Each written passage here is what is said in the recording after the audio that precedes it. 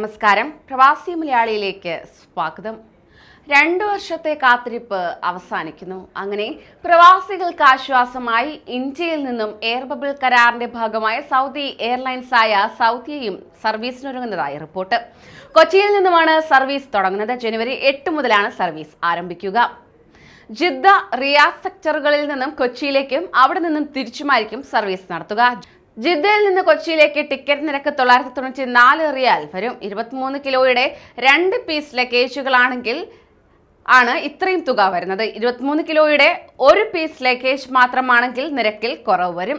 740 റിയാലാണ് അപ്പോൾ വരുന്ന ടിക്കറ്റ് നിരക്ക്.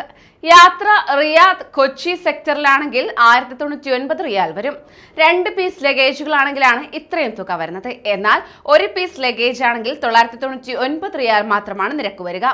അതേസമയം കൊച്ചിയിൽ നിന്ന് ജിദ്ദയിലേക്ക് വൺ വേ ടിക്കറ്റിന് ഇപ്പോൾ 1100 റിയാൽ മുതൽ മുകളിലേക്കാണ് നിരക്ക് ഏർപ്പെടുത്തിയിട്ടുള്ളത്.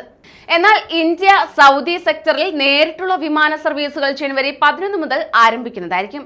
ഇൻഡിഗോയും ഫ്ലൈനാസുമാണ് സൗദിയിലേക്ക് കൊച്ചിയിൽ നിന്നും സർവീസ് നടത്തുന്ന വിമാനങ്ങൾ. എയർ ബബിൾ കരാർ പ്രകാരമാണ് പുതിയ സർവീസുകൾ ആരംഭിക്കുക. നിലവിൽ ചാർട്ടർ സർവീസുകളാണ് സൗദിയിലേക്കുള്ളത്. ഫ്ലൈനാസ് റിയാദിലേക്ക് ആഴ്ചയിൽ 3 സർവീസുകളാണ് നടത്തുക. കോഴിക്കോട് നിന്ന് സൗദിയിലെ വിവിധ വിമാനത്താവളങ്ങളിലേക്കുള്ള യാത്രാ ഷെഡ്യൂളുകൾ പ്രഖ്യാപിച്ചു കഴിഞ്ഞു. ഏറെക്കാലത്തെ കാത്തിരിപ്പിനൊടുവിലാണ് ഇന്ത്യ സൗദി സെക്ടറിൽ നേരിട്ടുള്ള വിമാന സർവീസുകൾ ജനുവരി 11 മുതൽ ആരംഭിക്കുന്നത്. സൗദിയുടെ ബജറ്റ് വിമാന കമ്പനിയായ ഫ്ലൈനാസും ഇന്ത്യയുടെ ഇൻഡിഗോ എയറും യാത്രാ ഷെഡ്യൂളുകൾ പ്രഖ്യാപിച്ചു കഴിഞ്ഞു. ജനുവരി 1 മുതൽ പ്രാബല്യത്തിലായ എയർ ബബിൾ കരാർ പ്രകാരമാണ് പുതിയ സർവീസുകൾ. ചൊവ്വ, വെള്ളി, ഞായർ ദിവസങ്ങൾ രാവിലെ 7:30 റിയാദിൽ നിന്ന് കോഴിക്കോട് എത്തുന്നതായിരിക്കും. ഇത് 8:30 റിയാദിലേക്ക് മടങ്ങും.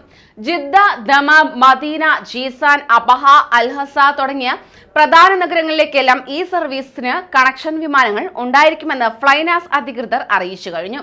ജിദ്ദയിലേക്ക് തിങ്കൾ ഒഴികെ എല്ലാ ദിവസവും രാത്രി 9:30 ഇൻഡിഗോ സർവീസ് നടക്കുക.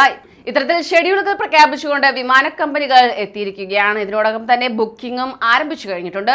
8, 11 എന്നീ തീയതികളിലായി സർവീസ് തിരിച്ചിട്ടുണ്ട്. കൂടുതൽ വാർത്തകൾക്കായി ഈ ചാനൽ സബ്സ്ക്രൈബ് ചെയ്യൂ.